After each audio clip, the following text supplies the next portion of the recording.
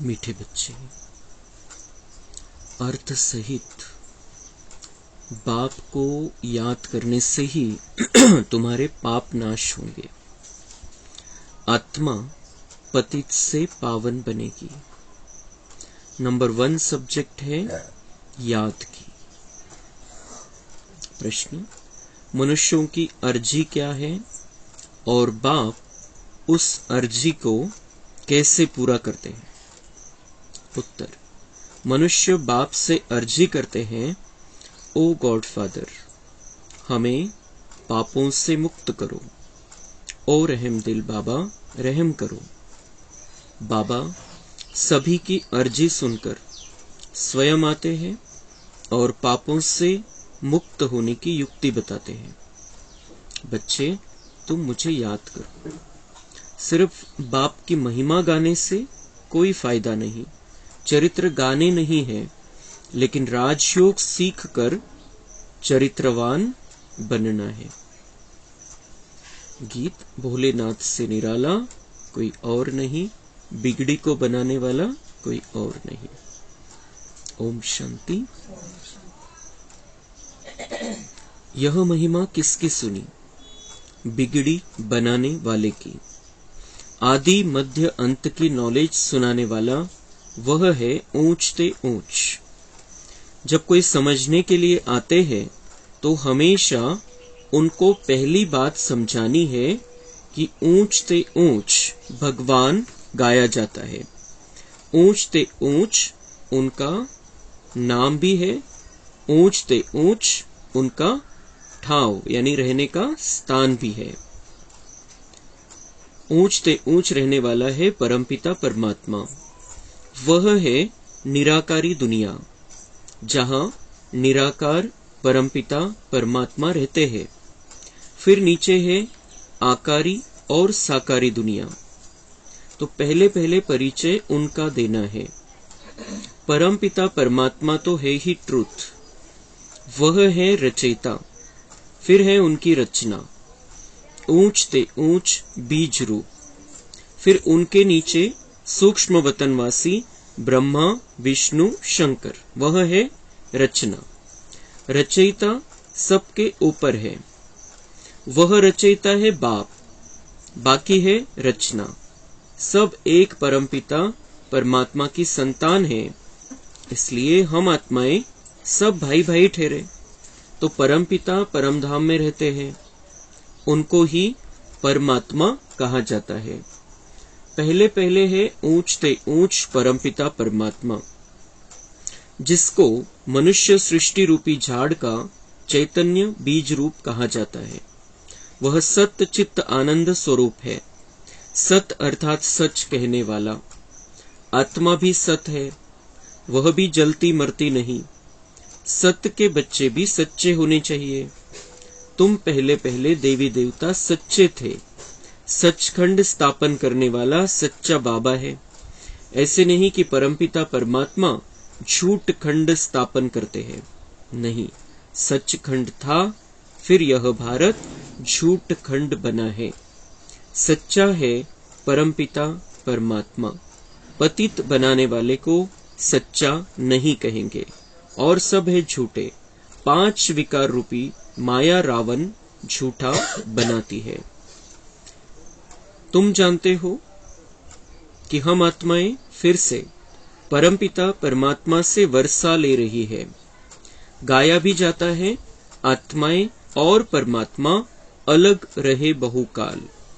अभी यह मिलन बहुत सुंदर मंगलकारी है। तुम पहले पहले बाप का परिचय देते हो। रचयिता बाप को सर्वव्यापी कहने से फिर यह सिद्ध नहीं होता कि हम सब बच्चे हैं। बच्चे ऐसे नहीं कहेंगे कि हम सब परमपिता परमात्मा हैं। सर्वव्यापी कहने से बाप के साथ वह लव नहीं रहता, न बुद्धि योग रहता है। भारत का प्राचीन योग मशहूर है।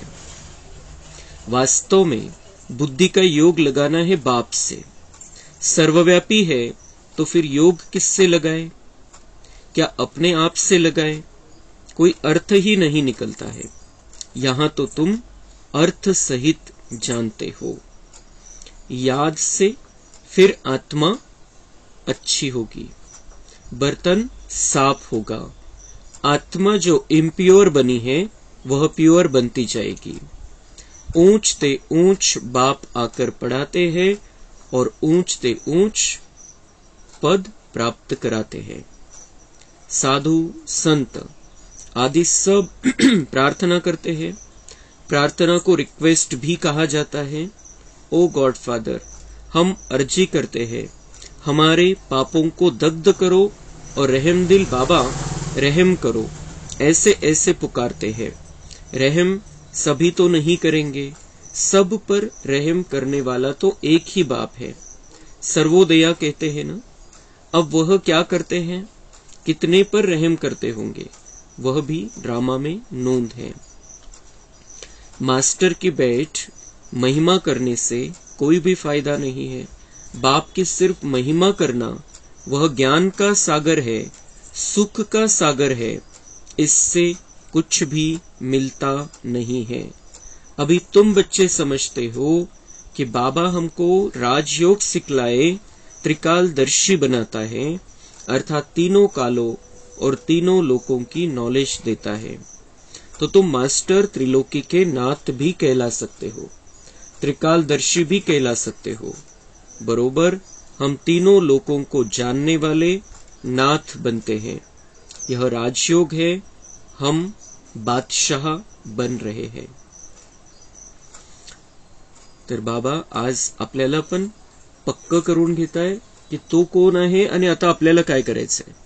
आणि ज्यांना कोणाला नवीन कोणी विचारतं आपल्याला इथं काय चालतं, तर त्यांना काय परिचय द्यायचा, त्यांना काय सांगायचंय, पहिले त्यांच्या मनाची सेटिंग कशी करायची। त्यांच्या मन बुद्धीमध्ये वेगवेगळ्या प्रकारच्या कल्पना आहे ईश्वराविषयी। ज्यांनी जे सांगितलं, जसं मनाला वाटलं, जसं जे कोणी दुसरे काही करताय त्याप्रमाणे त्यांनी भक्ती केली, पूजा केली, त्याला ईश्वर मानलं। आपण त्यांच्या बुद्धीमध्ये जो हा गोंधळ झालेला आहे सगळं, की ईश्वर नेमका कोण आहे, त्याची आठवण कशी करायची, तो कसा आहे, तो काय करतो येऊन, आपण त्याला पुकारत आलो तर मग तो येतो कधी, तो काय करतो काय, याविषयीचं जे कन्फ्युजन आहे त्यांचं, ते बाबा म्हणतात तुम्ही दूर करायचे।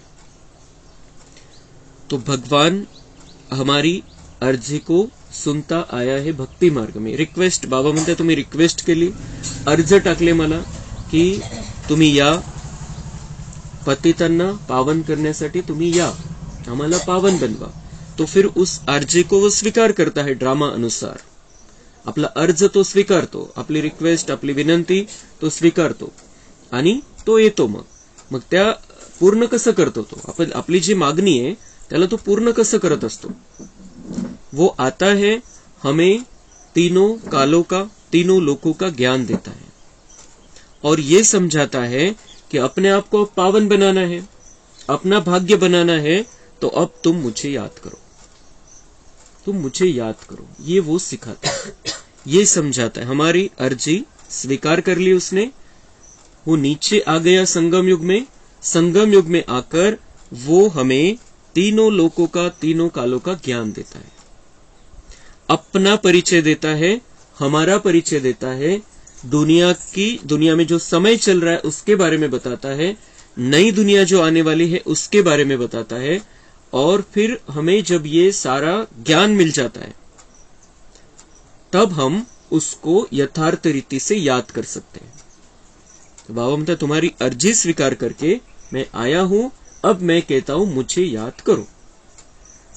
तसं भक्ति मार्गामध्ये पण तशी आठवण करत आले कोणाची न कोणाची, लेकिन यहां पर बाबा को कैसे याद करना है, ज्ञान के आधार से।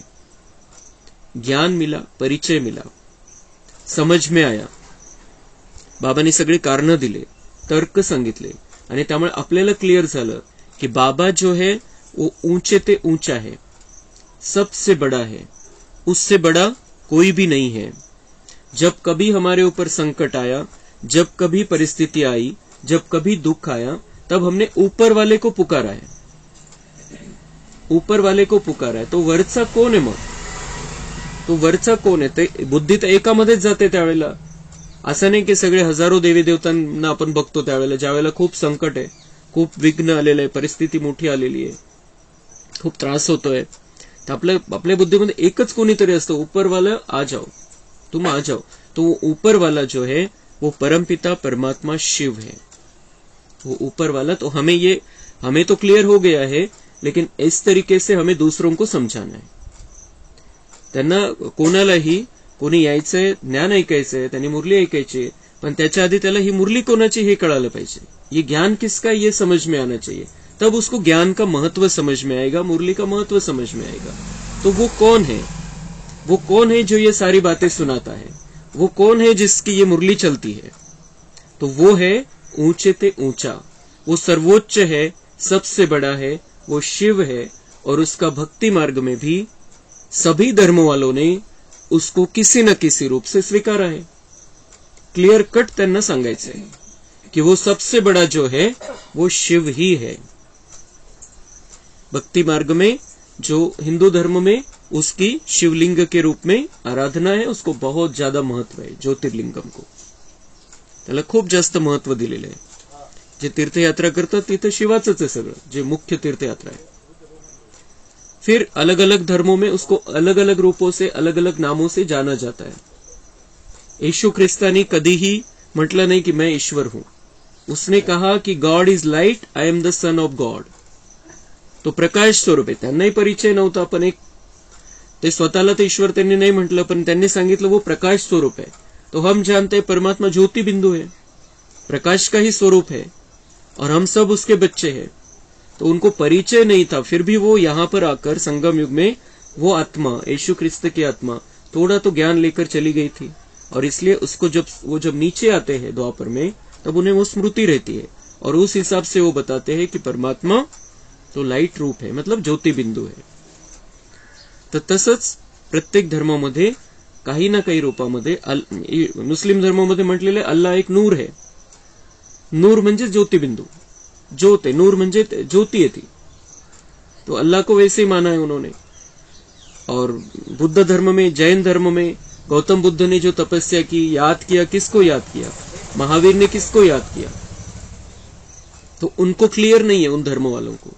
लेकिन हम जानते हैं उन्होंने शिव बाबा को ही याद किया है, जो ज्योति बिंदु परमात्मा है, उसको याद किया है. तो हमें ये सभी धर्म वालों को ये बताना है कि ऊपर वाला शरीरधारी नहीं है, उसका कोई शारीरिक रूप नहीं है, वो ज्योति बिंदू है, प्रकाश स्वरूप है, ती सर्वोच्च शक्ती या दुनियेची. आणि आपण आत्मे पण कसे ज्योति स्वरूप आहे. आपण आत्मा, शरीर मृत होतं म्हणजे त्यातून काय निघून गेलं, आत्मा निघून गेली, जी ज्योति रूप होती, प्रकाश स्वरूप होती. मग आपण जसे तसाच आपला बाप पण आहे, आत्मेचा पिता परमात्मा पण तसा आहे. तो इस तरीके से हमें उनको ये परिचय देना है कि भगवान सर्वोच्च है, उसका रहने का स्थान भी सर्वोच्च है, सबसे बड़ा है और सबसे ऊपर रहता है. और वो इस मनुष्य सृष्टि रूपी वृक्ष का बीज रूप है. तो बीज आहे आणि त्याच्यापासून ही सगळी उत्पत्ती झालेली. संगमयुगामध्ये येतो आणि पुन्हा सगळं नवं बनवतो. हे सगळं जुनं झालेलं, झाड जुनं झालेलं, सगळ्या प्रकारची खरेबी आलेली आहे. मग आता याला दुरुस्त कोण करणार. मनुष्याच्या हातामध्ये तर नाहीच आहे, दिसतंय क्लियर कट. तो ये इसको दुरुस्त कौन करता है. फिर वो आता है अभी, और उसका ये सारा कार्य चल रहा है, स्थापना का कार्य चल रहा है. नई दुनिया की स्थापना हो रही है, और नई दुनिया की स्थापना में उसका सबसे महत्वपूर्ण काम है मनुष्य को देवता बनाना. और मनुष्य को देवता बनाने के लिए वो ये ज्ञान दे रहा है मुरली के माध्यम से. तर ही क्लियर कट आपण सगळ्यांना समजून सांगायची ही गोष्ट, तेव्हा त्यांना क्लियर होईल मुरली म्हणजे काय. असंच नाही की ते कोणीतरी येऊन बसेल, कधीतरी येऊन बसेल, त्यांना नाही कळणार. ते उनको बाबा का परिचय मिलना चाहिए, त्यांनी कोर्स केला पाहिजे, किंवा कमीत कमी त्यांना बाबा तर कळायला पाहिजे. बाबा कौन है, मुरली किसकी है. परमपिता परमात्मा शिव बाबा की ये महावाक्य है, और वो इस सृष्टि का परिवर्तन करने के लिए, इस सृष्टि को पुनः स्वर्ग बनाने के लिए ये सारा ज्ञान दे रहा है. और उसका जो कार्य है वो अभी समाप्ति पर है, उसका कार्य समाप्त होने पर है, और जल्दी ही नई दुनिया आने वाली है. जिस किसी को भाग्य बनाना है वो जल्दी आए, बाबा का बने, ज्ञान सुनकर अपने आप को परिवर्तन कर ले. ऐसा संदेश आपण सगळ्यांना द्यायचं, आपल्या स्वतःला तर पक्क झालेलं आहे, पुन्हा त्याला एकदम पक्क करून घ्यायचं आज. आणि दुसऱ्यांना ही गोष्ट खूप आत्मविश्वासाने आणि खूप एकदम बिलकुल आपल्यामध्ये ते क्लिअर आहे, आपल्या बुद्धीमध्ये स्पष्टता आहे, अशा हिशोबाने आपण सगळ्यांना ते समजून सांगायचं. क्लिअर कट एकदम, कुठल्याही प्रकारचा डाऊट नाही, कुठल्याही प्रकारचा संशय मनामध्ये नाही की इथं असं सांगितलं जातं, तिथं असं सांगितलं जातं, अशी भाषा नाही. वो है, ऐसा है, बाबा ऐसा है, हम उसके नीचे फिर सभी देवी देवताएं आते हैं, वो सबका बाप है. फिर मग परमधाम मध्ये तो राहतो, मग खाली काय, खाली ब्रह्मा विष्णू शंकर आहे आणि त्याच्या खाली ही साकारी सृष्टी. हे 3 मजले दुनियेचे, 3 लोकांचं ज्ञान त्यांना द्यायचं, परमात्म्याचं ज्ञान द्यायचं. हम आत्मा है ये बताना. आणि मग त्यांना ते सृष्टीचक्र लक्षात येईल, ड्रामा लक्षात येईल, बाकी सगळ्या गोष्टी लक्षात येतील. तो सबसे पहले बाबा म्हणते, सबसे पहले किसी को भी ये बात समझा दो तो उन्हें मुरली समझ में आएगी, सारी बातें समझ में आएगी. आणि मग त्यामध्ये बाबा म्हणते, तुम क्या करते हो अभी, यथार्थ रीति से मुझे याद करते हो, एक्यूरेट. मैं आत्मा हूं ज्योति बिंदु स्वरूप, और परमात्मा कैसा है, ज्योति बिंदु स्वरूप. परमधाम का निवासी है, परमधाम में रहने वाला है, सबसे ऊंचा वो धाम है, वहां पे वो रहता है, वो ज्योति बिंदू है. मैं आत्मा ज्योति बिंदू हूं. या बिलकुल त्याच्यामध्ये देहाचा कुठलाही प्रकारचा संबंध नहीं. तो वो है यथार्थ याद. और उससे फिर वो जब हमारे में आती है, उसकी किरणें, तो हमें शांति महसूस होती है, हमें प्यार महसूस होता है, सुख महसूस होता है. और अंदर ही अंदर हमारे जो पाप कर्म है 63 जन्मों के, वो कटते चले जाते हैं. और जैसे वो पाप कर्म कटते चले जाते हैं, हमें हल्का हल्का महसूस होने लगता है. हमारे जो हमारी भावनाएं वो बदल जाती है, हमारा दुनिया को देखने का नजरिया बदल जाता है. तर जर असं होत आहे की आपल्या भावना बदललेल्या आहे, आपण शांत होत चाललेलो आहे, आपण स्थिर होत चाललेलो आहे, आपण टेन्शन घेत नाहीये, परेशान होत नाहीये, सगळ्यांविषयी शुभ भावना ठेवतोय, कोणाविषयी काही मनामध्ये द्वेष भावना नाहीये, कोणाविषयी राग नाहीये, याचा अर्थ आपला योग ॲक्युरेट. हीच त्याची निशानी. और अगर अभी भी वो कुछ है पहला, तो इसका मतलब योग में अभी हमें और आगे बढ़ना है, और अच्छी रीति से योग सीखना है, और अच्छी रीति से बाबा से प्यार बढ़ाना है, कनेक्शन बढ़ाना है. बाबा से प्यार है और कनेक्शन अच्छा है, तो सारा परिवर्तन दिखाई देगा हमें. अगर परिवर्तन कुछ है कुछ नहीं है, इसका मतलब थोड़ी कुछ कमी है हमारे में अभी भी, उसको हमें दूर करना है योग से ही. और योग के लिए ज्ञान फाउंडेशन है. तुम यह जानते हो कि बरोबर श्री कृष्ण के हीरे जवाहरों के महल थे, पारसनाथ थे. तो पहले पहले यह समझाओ कि यह मानते हो कि सभी का रचयिता बाप है, ब्रह्मा विष्णु शंकर का भी वह रचयिता ठहरा. पहले तो यह निश्चय करो कि वह बाप स्वर्ग का रचयिता है. स्वर्ग में आदि सनातन देवी देवता धर्म वाले थे. उन्होंने यह नॉलेज कब मिली. मग हे सगळे एवढे सगळे देवी देवता होते म्हणतात, देवी देवतांची दुनिया आहे म्हणतात, वैकुंठ आहे म्हणतात. मग त्यांना तयार करणारं तर कोणीतरी असेल.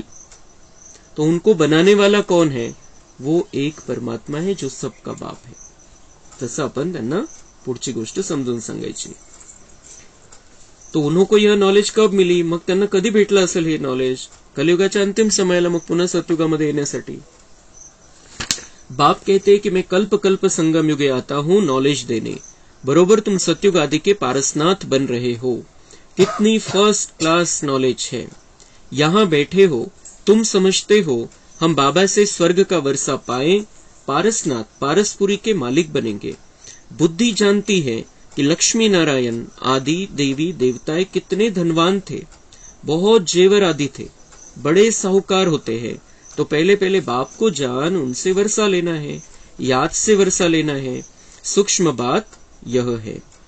लक्ष्मी नारायण कितने धनवान थे, कितने जेवर थे उनके पास, कितने साहूकार थे, लेकिन ये वर्षा उन्होंने कहां से लिया, इतकं धन संपदा कशामुळे आली, इतकं वैभव, इतकं त्यांचं जीवन इतकं वैभवशाली का बनलं. उन्होंने यहाँ पर बाबा से वर्षा लिया था संगम युग में. और वैसे हम भी उनके परमपिता परमात्मा के बच्चे हैं, परमात्मा से हम भी वर्षा अभी ले सकते. वर्षा लेने का समय ये है. वारसा हक्क जर घ्यायचा आहे परमेश्वराकडून, तर ती ही वेळ आहे. हे आपण त्यांना दुसऱ्यांना समजून सांगायचं आहे. और हमें भी पक्का कर लेना है कि वर्षा हमें अभी लेना है. ये वर्षा साथ में आने वाला है, यहाँ का कुछ साथ में नहीं आने वाला है. ये हमें अपने आप को, जब हम अपने मन में पक्का करेंगे, तब हम आत्मविश्वास से दूसरों को भी समझा सकेंगे, उससे सेवा होगी। सूक्ष्म बात यह है, हीरे जवाहरों के कितने बड़े बड़े महल थे, अभी वह खत्म हो गए हैं, फिर अपने समय पर खड़े हो जाएंगे। पहले थे, फिर खत्म हुए, फिर होंगे जरूर। ड्रामा में नूंद है। ऐसे नहीं कि सागर के नीचे चले गए जो अब निकलने हैं, नहीं, यह तो ड्रामा का चक्र फिरता रहता है। वह समझते हैं कि लंका रावण की अथवा सोने की द्वारिका नीचे चली गई है जो फिर निकलेगी, परंतु ऐसे तो है नहीं।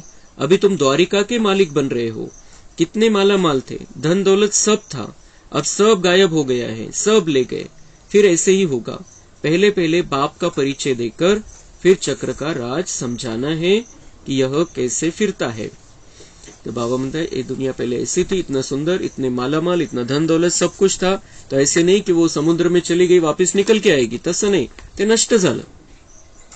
यहाँ इस दुनिया का कुछ भी रहने वाला नहीं है। अभी जो कुछ भी था 5000 साल में, वो सब कुछ खत्म होने वाला है, कुछ भी रहने वाला नहीं है। फिर नए सिरे से सब कुछ नया बनेगा।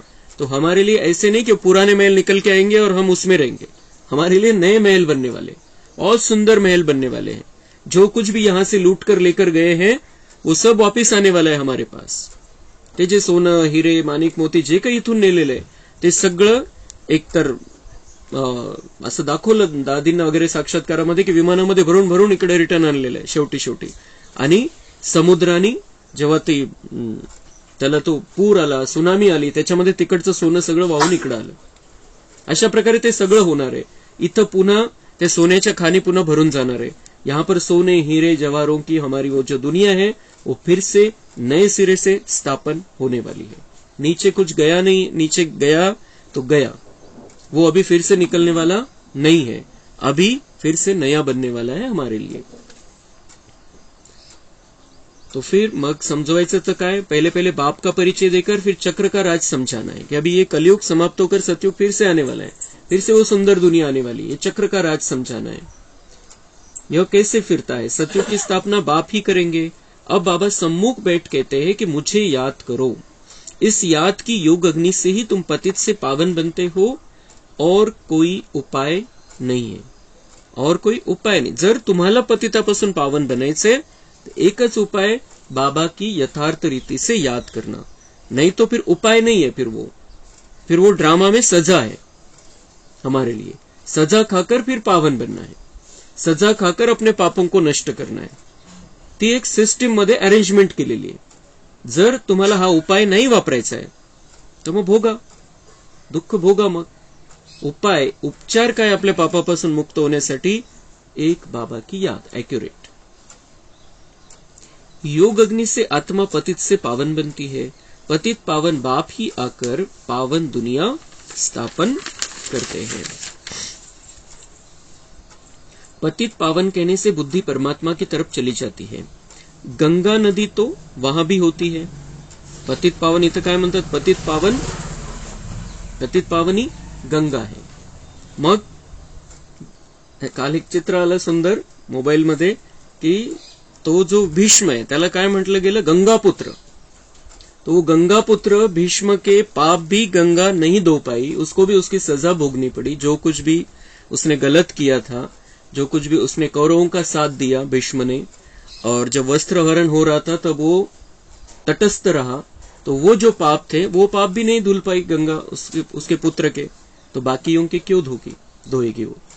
तो इसलिए गंगा पतित पावनी है ही नहीं। ये भक्ति मार्ग वालों को भी समझ जाना चाहिए था इस एक उदाहरण से भी। लेकिन बाबा तो हमें क्लियर समझाता है कि नदी कोई पावन नहीं बना सकती, ये ज्ञान की बात है। ज्ञान गंगा से तुम पावन बनते हो। तो बाबा मतलब गंगा नदी तो वहां भी होती है, परंतु वहां सब चीजें सतो प्रधान हो जाती है। गंगा भी सतो प्रधान, वहां सब चीजें सतो प्रधान। यहाँ की गंगा मैली हो गई है, वहां की गंगा सतो प्रधान है सतयुग की। यहाँ तो तमो प्रधान है, फ्लड्स कर देती है, मैली भी हो गई है आणि तिला पूर पण येतात, नुकसान पण करते। इथली गंगा गावडों को डुबा देती है, गावाच्या गाव नष्ट होऊ शकतात त्याच्यामध्ये, आणि पुढे चालून तर खूप होणार आहे। तो ब्रह्मपुत्रा कितने गावों को डुबो देती है। मग या नद्यांचं असंच आहे, त्या मर्यादा सोडून बाहेर जातात. कारण का मनुष्याने काय बनवले, धरणं बनवून ठेवले वेगवेगळ्या ठिकाणी आणि त्याची आवश्यकता पण होती ड्राम्यानुसार. पण तरी त्याचाच परिणाम शेवटी असा होणार आहे की सगळीकडे पूर सगळं काही होणार आहे ते. पण तिथं कुठल्याही नदीवर, सतयुग आणि त्रेतायुगामध्ये कुठल्याही नदीवर कोणत्याही प्रकारचं धरण नाहीये, त्यांचे प्रवाह अडवलेले नाहीये, म्हणून त्या मर्यादा पण सोडत नाही. यह है ही दुखधाम. सतयुग में थोड़ी दुख भोगेंगे, वहां तो कायदेशीर अपना रास्ता लेकर चलेगी. नदियां अपना रास्ता लेकर चलेगी, कायदेशीर रास्ता छोड़ेगी नहीं. यहां रास्ता छोड़ देती है, कभी किस तरफ चली जाती है. वहां 5 तत्व सतोप्रधान होने के कारण जल भी कभी दुख नहीं देता. यहां जल भी दुख देता है. जल ही जीवन है म्हणतात, पण जल भी यहां पर दुख देने के निमित्त बनता है. हम देखते हैं. पहले तो यह समझना है कि स्वर्ग का सुख देने वाला कौन है. जरूर बाप ही होगा. अभी तो नर्क है. बाबा आया है, हम प्रजापिता ब्रह्मा के बच्चे, ब्रह्मा कुमार कुमारियां है. सतयुगी सृष्टि फिर कलयुगी बन जाती है. फिर बाबा इतनी सुंदर दुनिया हमें बनाकर देता है, लेकिन फिर धीरे धीरे क्योंकि बाबा नहीं है, ज्ञान नहीं है और हम देहभान में आ जाते हैं, चार्जिंग कम हो जाती है, फिर ये दुनिया भी हमारे कारण से कलयुग बन जाती है, हम मनुष्यों के कारण से. तो तुम बच्चे समझ गए हो कि यह बड़ा मांडवा है. बाबा म्हणताय हे तुम्हाला लक्षात आलेलं आहे आता कि ये मांडवा है, म्हणजे ये स्टेज है, ये सृष्टि रूपी स्टेज है और यहाँ पे सीन बदलते रहते हैं, युग बदलते रहते, पण स्टेज एकच आहे. पृथ्वी रूपी स्टेज वरती इतकं मोठं नाटक चाललेलं आहे. 5000 वर्षाचं नाटक आणि इतकी मोठी स्टेज.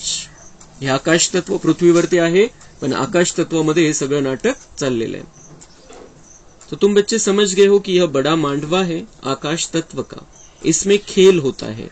ओपन स्टेज चाहिए ना, म्हणजे नाटक करण्यासाठी ही सगळी ओपन स्टेज, खुलं हे मंच आणि याच्यावरती हे नाटक चालतं. मनुष्य पार्ट बजाते हैं तो रोशनी भी चाहिए. उजेड पण पाहिजे ना. इथं पार्ट नाटक आहे मोठं, इतकं मोठं नाटक आहे, तो उजेड पण पाहिजे. तो इसके लिए फिर सूरज चांद सेवा करते हैं. मग ती सेवा कोणाला भेटलेली, उजेडाची, उजेड देण्याची सूर्याला भेटलेली आहे आणि रात्री चंद्राला आणि ताऱ्यांना भेटलेली ती सेवा. सितारे भी चमकते हैं. जब रात होती है तो रोशनी अर्थात सुख देते हैं, इसलिए सूर्य देवता चांद देवता कहते हैं. रोशनी देते हैं इसलिए दुनिया वालों ने उनको भी देवता समझ लिया, लेकिन वो देने वाले हैं. उनका वो वही उनके उसके लिए उनका निर्माण हुआ है. वो रोशनी देते हैं और सूर्य से बहुत कुछ मिलता है. सूर्याची किरणं येतात तर बरंच काही सृष्टीवरचा पण किचडा पण समाप्त होतो आणि आपल्या शरीराला पण बरेचसे घटक मिळतात सूर्याच्या किरणामधून. पण बघतो की सूर्याची किरणं नसतील तर आपल्याला थोडं मूड उदास उदास वाटतं थोडंसं, आणि तेच सूर्याची किरणं असतील तर फ्रेश वाटतं. तो ये देते हैं मनुष्य सृष्टि के लिए, इनकी भूमिका है. लेकिन वो देवता नहीं है, चैतन्य नहीं है, पण त्यांचं तो तशा प्रकारचं ते पार्ट आहे, ती तशा प्रकारची ती वस्तू आहे ज्याच्यातून हे सगळी प्राप्ती होते. आणि म्हणून मनुष्याने भक्ती मार्गामध्ये पण सूर्याला चंद्राला देवता म्हणायला सुरुवात केली. क्यों? बाबा त्याचं कारण पण सांगतात, त्याला वाईट नाही समजत. रोशनी आदि का सुख देते हैं ना, क्योंकि वो रोशनी आदि का सुख देते हैं, इसलिए वो देते हैं, देने वाले हैं, इसलिए उनको देवता समझा गया है. लेकिन हमें तो सारी दुनिया को रोशन करना है. हम बाबा के सूरज चांद सितारे हैं, हमें सारी दुनिया को देना है. उन्होंने वो जड़ चीज को देवता समझ लिया है, लेकिन हम दुनिया वालों को जो सच में चाहिए, जो अंदर आत्मा को जो चाहिए, वो देने वाले देवता हम हैं. हमें सारी दुनिया को रोशनी देनी है. अच्छा, मीठे मीठे सिक्के लदे बच्चों प्रति माता पिता बाप दादा का याद प्यार और गुड मॉर्निंग. रूहानी बाप की रूहानी बच्चों को नमस्ते. हम रूहानी बच्चों की रूहानी बाप दादा को याद प्यार गुड मॉर्निंग नमस्ते. वहां बाबा वहां, शुक्रिया बाबा शुक्रिया. धारणा के लिए मुख्य सार है, ड्रामा के चक्र को यथार्थ रीति समझकर पुरुषार्थ करना है. बाप समान रहमदिल बन सभी पर रहम करना है. बाप सचखंड स्थापन कर रहे हैं, इसलिए सच्चा होकर रहना है. बाप की याद से आत्मा को स्वच्छ बनाना है. वरदान है, सेवा की भावना द्वारा अमर फल प्राप्त करने वाले सदा माया के रोग से मुक्त भव। जो बच्चे संगम युग पर प्रभु फल, अविनाशी फल, सर्व संबंधों के स्नेह के रस वाला फल खाते हैं, वे सदा ही माया के रोग से मुक्त रहते हैं। और फल तो सतयुग में भी मिलेंगे और कलयुग में भी मिलेंगे, लेकिन सेवा की भावना का प्रत्यक्ष फल, प्रभु फल, अगर अभी नहीं खाया तो सारे कल्प में नहीं खा सकते। यह फल ईश्वरीय जादू का फल है, जिस फल को खाने से लोहे से पारस तो क्या, लेकिन हीरा बन जाते हो। यह फल सर्व विघ्नों को समाप्त करने वाला अमर फल है। बाबांनी आपल्याला अमर फल गिफ्ट मध्ये दिलेले आहे। इथं सतयुगामध्ये पण बाबा म्हणते तुम्हाला फळं भेटतील, फ्रूट भेटतील, खूप चांगले, इथल्यापेक्षा त्याची तुलना नहीं करू शकत इथल्या आणि तिथल्या फळांची। लेकिन यहाँ का फल भी हम खाते हैं, इस दुनिया में जो फल खाते हैं, अच्छे फल, बिना केमिकल वाले फल खाते हैं, तो शरीर को एनर्जी मिलती है, घटक मिलते हैं, कुछ शरीर की रोग प्रतिरोधक क्षमता बढ़ती है। और अगर कुछ अंदर वायरस कीटाणु चले भी गए हैं, लेकिन अगर अच्छे फ्रूट है तो वो अच्छे फ्रूट में जो विटामिन वगैरह रहते हैं वो उनको मार डालते हैं। इस यहाँ के कलयुग के फल में भी अभी वो ताकत है, तो सतयुग के फल में तो बहुत ताकत होगी शरीर के हिसाब से। लेकिन यहाँ पर जो आत्मा में ताकत भरने का विषय है, बाबा म्हणता है वो वैसा उस तरीके का फल तुम्हें यहाँ पर ही मिलेगा, संगम युग में ही मिलेगा। कैसा, कौन सा फल है वो? संगम युग पर प्रभु फल, अविनाशी फल, सर्व संबंधों के स्नेह के रस वाला फल, सेवा की भावना का प्रत्यक्ष फल। जब हमारी भावना सेवा की है, जब हमारे सर्व संबंध बाबा के साथ में है, तो वो जो उसका जो फल हमें मिलेगा, बाबा म्हणता है वो तुम्हें हीरा बना देगा और वो सारे विघ्नों को समाप्त कर देगा। तो हमारी हर पल सेवा की भावना होनी चाहिए। अभी देना है, बस देवता बनकर रहना है, लेवता नहीं। मुझे कुछ चाहिए, ये चाहिए, वो चाहिए, इसने ऐसा करना चाहिए, उसने वैसा करना चाहिए। ये हर एक का अपना अपना पार्ट है। ज्याला जे करायचंय तो करत राहतो आणि जो आपल्याविषयी काही गरज नहीं, अपन खूब सक्षम है, हम सर्वशक्तिवान के संतान है। कोई कुछ हमारे लिए करे, कोई जरूरत नहीं है। अगर जरूरत भी है किसी की तो हमें सहयोग मिल जाता है, बाबा सहयोग दिला देता है, लेकिन वो इच्छा नहीं होनी चाहिए। जब बाबा को बताते हैं, जब हमारे संबंध मधुर है सबके साथ, तो सहयोग तो मिल ही जाता है, लेकिन हमें वो इच्छा नहीं रखनी है की याने असंच करायला पाहिजे। मग तो एखादा व्यक्ती 99 वेळा चांगलं करेल आणि एखाद्या वेळेला जरी त्यांनी चुकीचं केलं तर आपण तेच डोक्यात घेऊन बसतो। अगर इच्छा है उसने कुछ करना चाहिए तो, इसलिए किसी से इच्छा नहीं रखनी है। जो हमारे लिए जरूरी है, अगर हमने भगवान का हाथ पकड़ा है तो हमारे लिए जो जरूरी है वो होता रहेगा, सहयोग मिलता रहेगा, बाबा शक्ति देता रहेगा। तो उसके लिए हमें सिर्फ अभी संगम युग पर यही भावना रखनी है कि मुझे देना है, चाहिए कुछ नहीं, देना है। मैं देने वाला देवता हूं। सतयुग में जाके देवता नहीं बनना है। देवतापन की पूजा मेरी संगम युग की हो रही है, तो संगम युग में देवता बनना है, लेवता नहीं। आपण ते बघायचंय, आपण कोणाकडून इच्छा ठेवतोय तर ते भिकाऱ्यासारखे आपले हात बघायचे, दे दो, ये कर दो, वो कर दो, इतना दे दो, थोड़ा सा दे दो, थोड़ा सा दे दो, और देगा तो भी भला, नहीं देगा तो भी भला। पण तो मागतोय तर खरं, तो 2 हात देतो, देगा उसका भी भला, नहीं देगा भी उसका भी भला, लेकिन वो मांग तो रहा है। तर ती स्थिती आपली नहीं हो द्यायची। कोणाकडूनच इच्छा नहीं, बिल्कुलच नहीं। तो हमें सिर्फ देना है, और जो हमारे लिए जरूरी है वो हो जाएगा। ड्रामा में नोंदा हुआ है, ती गॅरंटी आपण ठेवायची, भावना सेवेची ठेवायची है। तो ये जो सेवा के भावना का फल, ये प्रत्यक्ष फल, प्रभु फल, ये अभी ही लेने का चांस है, अभी उसको स्वीकार करने का चांस है, और उससे हम आत्मा हीरे जैसे बन जाएंगे। और ये अमर फल है जो हमारे सामने आने वाले विघ्नों को समाप्त कर देगा, आने से पहले ही समाप्त कर देगा, या आएंगे तो वो विघ्न ज्यादा ठहर नहीं पाएंगे, या विघ्न ठहरेंगे भी तो हमारी स्थिति खराब नहीं होगी। तीन ही गोष्टी त्याच्यामध्ये। स्लोगन है, अपकारियों पर भी उपकार करने वाले, निंदक को भी मित्र समझने वाले ही बाप समान है। तर जे उपकार करतात त्यांच्यावरती उपकार करतात दुनियेमध्ये, तो त्याने आपल्यावर असा उपकार केलेला, आपल्यासाठी हे केलेलं, आपण त्याच्यासाठी हे करायचं, असं आहे। मग काही लोक दुनियेमध्ये कृतज्ञ पण आहे, विसरून जातात उपकार केलेले, ते तर जास्त झालेले आता. पण तरी काही व्यक्ती आहे दुनियेमध्ये जे अज्ञानी, जे उपकार करणाऱ्यावरती उपकार करतात. लेकिन बाबा के बच्चों को बाबा ने ये समझाया है, अपकारियों पर उपकार करो. जो हमारे लिए गलत करता है, जिसने हमारा गलत किया है, उनके ऊपर भी उपकार करो. निंदक को भी मित्र समझो, क्योंकि वो क्या कर रहा है, साबुन का काम कर रहा है. हमें हमारी कमियां समझ में नहीं आती, वो बता दे रहा है. जर त्याने आपली चूक दाखवली आहे, त्याने दाखवलं की तुमच्यामध्ये असं असं आहे, त्याने जर दाखवलं, आपल्याला जर दिसत नव्हतं, त्याने दाखवलेलं आहे, तर आपण त्याच्यामध्ये सुधारणा करू शकतो.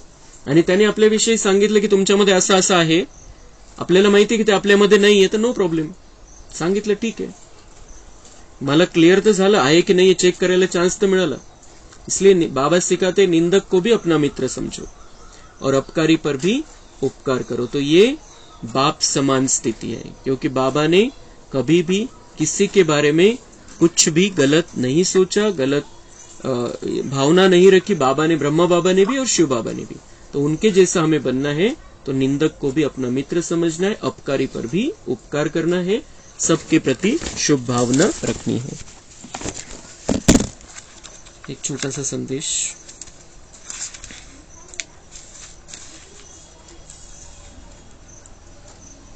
स्नेह के साथ शक्ति रूप बनो, तब सफलता होगी.